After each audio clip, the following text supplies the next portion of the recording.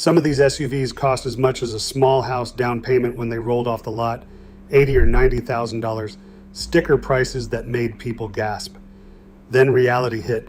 Luxury depreciation is savage, and the same badges that screamed success in 2016 now sit on used lots that salesmen quietly dread.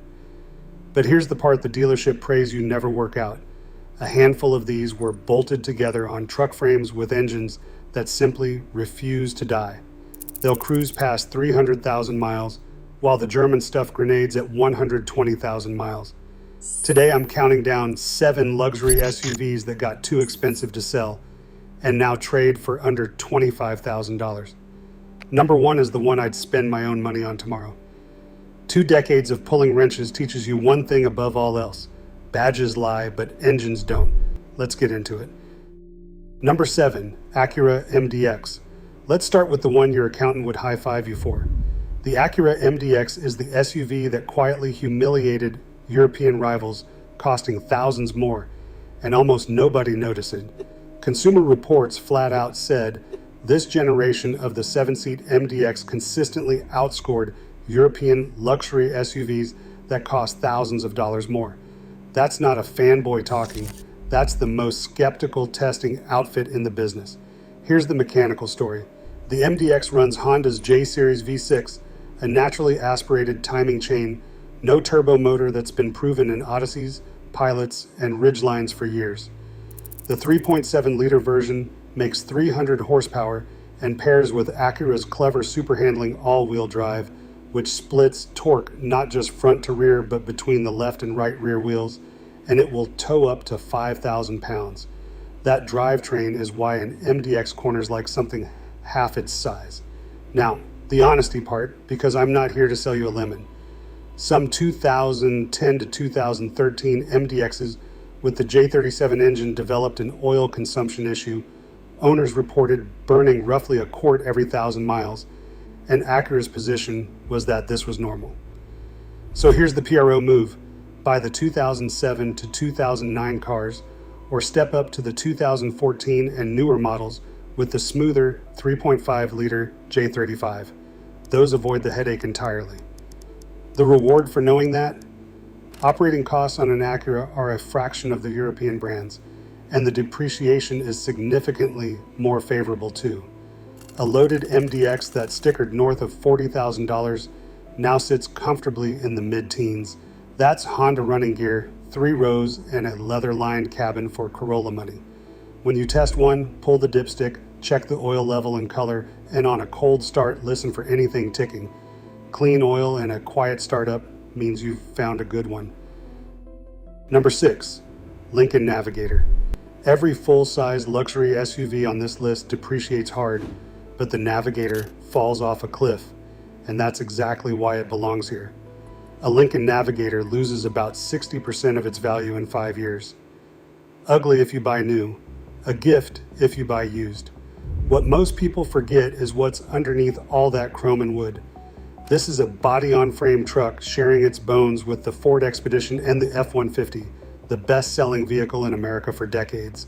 That's not delicate boutique engineering, that's Dearborn truck DNA. You've got 2 eras to choose from.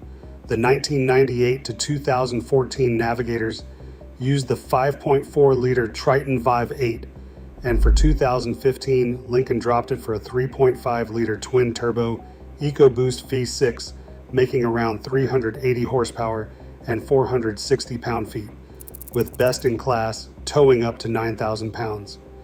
Most of those refreshed 2015 to 2017 models now trade between $15,000 and $25,000, and the older ones start as low as $4,000. 2 things to check, and I mean it. On the 3-valve V8 trucks, listen for cam phaser rattle at cold start, and on the newer ones, verify the air suspension sits level. There is also a brake master cylinder recall on certain 2016 to 2017 EcoBoost trucks, so make sure it has been done. Clear those and you've got a rolling first-class lounge that seats 8 for the price of a used Camry. Number 5, Lexus RX 350. Now we start getting into the truly unkillable stuff. If the MDX is smart money, the RX 350 is bulletproof money. This is the best-selling luxury vehicle Lexus has ever made, and there is a boring, beautiful reason for that. Under the hood sits the 2GR FE, a 3.5-liter V6 that is arguably one of the most reliable engines ever bolted into anything. It is a timing chain design, no belt to swap, relatively fuss-free, and the reputation on it is set it and forget it, with plenty of owners crossing 200,000 miles on nothing but basic maintenance. The same 2GR family powers the Camry, the Highlander, the ES350, even the Lotus Evora, which tells you everything about how much abuse it can take. I have had these roll into the shop looking for the big service, and there just is not one. One owner on record bought a 2009 RX and was about to cross 300,000 miles with very few problems, coming from a background of owning Volvo, Mercedes, and the worst of them all, Range Rover. That is the pattern with these. They just keep going while flashier badges are being towed away. The generally accepted best years are 2010 through 2015 for suspension tuning and reliability. One small watch item, some owners report the dashboard cracking or peeling, and Lexus never recalled it. Annoying, but cosmetic. Right now, under 25 grand puts you in a clean, low mileage 2016 to 2018 RX 350. Get the all-wheel drive version, check that infotainment responds without lag, and enjoy the quietest, most dependable luxury crossover on the used market. And if you think a reliable Lexus is impressive, wait until you see what the next one costs to replace. Number 4, Cadillac Escalade. The Escalade is the depreciation poster child, and I love it for that. A 2016 Escalade stickered at nearly $74,000 when it was new. A comparable 2015 today, a fair purchase price around $20,000. The nameplate sheds about 58% of its value in 5 years. You are buying $70,000 presents for the price of a base compact. And this generation is genuinely tough. Every one of these runs a 6.2-liter V8, making 420 horsepower and 460 pound-feet, backed by an 8-speed automatic. That's GM's proven small block architecture, sharing its platform and drivetrain with the Tahoe, Yukon, and Silverado, which means parts are everywhere and any competent shop can work on it. It will tow well over 8,000 pounds and swallow a family plus their luggage without blinking. Here's your inspection homework, because this is where buyers get burned. That 6.2-liter engine uses active fuel management, cylinder deactivation, and on some engines, the AFM lifters can fail.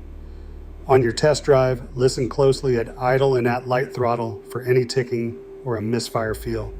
A healthy one runs dead smooth. Second, that big touchscreen, the CU system, is known to get laggy or crack, so make sure every input responds.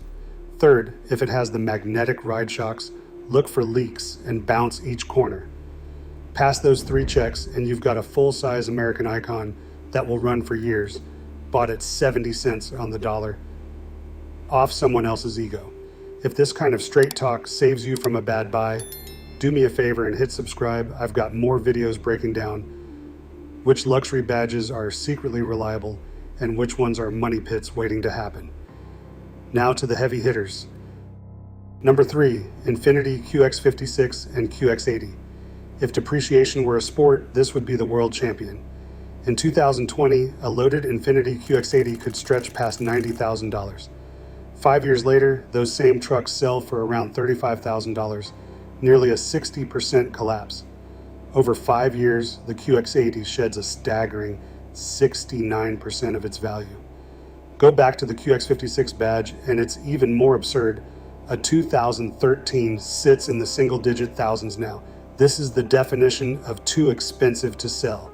So why is it on an unkillable list? One reason, the VK56 V8. This is a 5.6-liter V8 producing up to 400 horsepower and 413 pound-feet, sharing its platform with the Nissan Armada and the globe-trotting Nissan Patrol, with a tow rating up to 9,000 pounds. The patrol connection matters. That truck is trusted to cross actual deserts. This is heavy duty, body on frame, Japanese engineering wearing a tuxedo. Now the truth, because I always give it to you straight. The VK56 is known for timing chain tensioner wear and catalytic converter degradation if maintenance gets neglected, and owners should budget somewhere between $1,200 and $2,500 a year once these pass 100,000 miles. It's thirsty too. This is not a fuel economy champion, but feed it fresh oil on schedule, address any misfire the second it appears, and that V8 will outlast the leather it's wrapped in. When you inspect one, get the service records, confirm the timing chain has never rattled, and check the exhaust for catalytic converter issues. Do that, and you're driving a $90,000 flagship for the price of a used economy sedan. Number 2, Lexus GX470 and GX460. This is the one every mechanic I know secretly wants in their own driveway. The GX doesn't shout, it doesn't need to. It's built on the Toyota Land Cruiser Prado chassis, a platform engineered to survive places without roads. Let's talk hearts, because this is where it gets legendary. The GX470 from 2003 to 2009 uses the 2UZ FE 4.7-liter V8, a cast iron block shared with the Land Cruiser and the 4Runner, a design so overbuilt it's nearly indestructible. Toyota's own reputation on the 2UZ is that it's almost bulletproof, one of the most durable engines the company ever made, with no real design flaws. Then the GX460 from 2010 on switched to the all-aluminum 1UR FE 4.6-liter V8, keeping every bit of that durability, and owners of both routinely report 300,000 to 400,000 miles with minimal issues. These drivetrains stay tight, smooth, and leak-free even after years of abuse, running past 300,000 to 400,000 miles on little more than oil changes and timing belt replacements. That's the one maintenance flag to remember. The 2UZ in the GX470 uses a timing belt that needs replacing around every 90,000 miles. Do it, because the pistons and valves will meet if you skip it. Not a flaw, just the price of admission. Here's the kicker on value. The average GX470 is worth around $19,000, smack in our budget. When you shop one, in an empty lot, turn the wheel to full lock and drive a slow circle. Any binding in the four-wheel drive system, walk away. Confirm the timing belt history on paper, and find one owned by an adult who garaged it, not a trail-thrashed rig held together with zip ties. Get that, and you've bought the closest thing to an unkillable luxury SUV that exists, which brings us to the closest thing that outdoes even this. Number 1, Lexus LX 470 and LX 570. This is the SUV I'd stake my own money on, and I need a minute to explain why, because the story behind this engine is almost hard to believe. The LX is the Lexus version of the Toyota Land Cruiser, the flagship, the vehicle the United Nations and aid organizations trust in the worst corners of the earth. When it was new, this thing was untouchable money. The 2021 LX 570 stickered at over $93,000. And here is the beautiful part. Used LX 570 pricing now starts under $18,000, with the older LX 470s and higher mileage examples landing squarely under our $25,000 ceiling, a $90,000 flagship for less than a new subcompact. Now the engineering, because this is genuinely wild. The LX 570 runs Toyota's 5.7-liter 3UR FE V8, an engine so scrutinized that reportedly Toyota's durability testing ran to 800,000 miles, and the blocks were x-rayed when new to make sure there were no hidden metallurgical flaws in the cylinder walls. That same 5.7 powers the Tundra, one of which famously crossed 1 million miles on its original engine. The earlier LX 470 uses the same cast iron 2UZ FE V8 we praised on the GX, and it's every bit as tough. The LX enjoys a legendary reputation for quality, and the SUV surrounding that engine isn't far behind in dependability. Is it perfect? No, and I won't pretend. A handful of owners report oil leaks around the valve covers and valley plate, usually after a near overheat, And if you are unlucky, the fix can run around $3,000. But consistent maintenance and a diet of good gas and oil will hold most problems off until 200,000 miles or more. This is a body-on-frame Land Cruiser underneath, with off-road ability that rivals a Range Rover, except this one actually makes it home. When you buy one, this is the checklist. First, pop the hood cold and look hard around the valve covers and the center of the engine for any oil weeping. Second, get the full service history. An LX that has been dealer maintained is worth every extra dollar. Third, cycle the full-time four-wheel drive system and the locking center differential, and listen for any driveline clunk.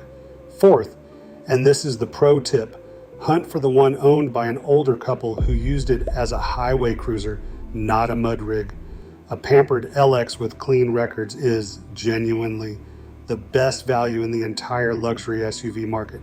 If I had $25,000 in one SUV to keep for the next 15 years, no hesitation, I am buying the LX and never looking back. So there it is, 7 luxury SUVs the market wrote off, but the engines never got the memo. The Acura MDX that embarrassed Europe for half the price. The Lincoln Navigator hiding F-150 bones under all that wood. The RX 350 with the set it and forget it V6. The Escalade you can buy for 70 cents on the dollar. The QX80 that collapsed 69% in value, but shares a frame with a desert-crushing Patrol. The GX that mechanics buy for their own families. And the LX, the X-Raid million-mile proven flagship that costs less than a new economy car. The badge on the hood is what made these expensive. The engineering underneath is what makes them unkillable. Next time a salesman waves you toward a 3-year-old German lease return, you'll know exactly where the smart money's parked. If this helped you dodge a bad buy or find a great one, drop a like and subscribe. I'll keep handing you the truth the dealerships won't. Take care of the machine and it'll take care of you. I'll see you in the next one.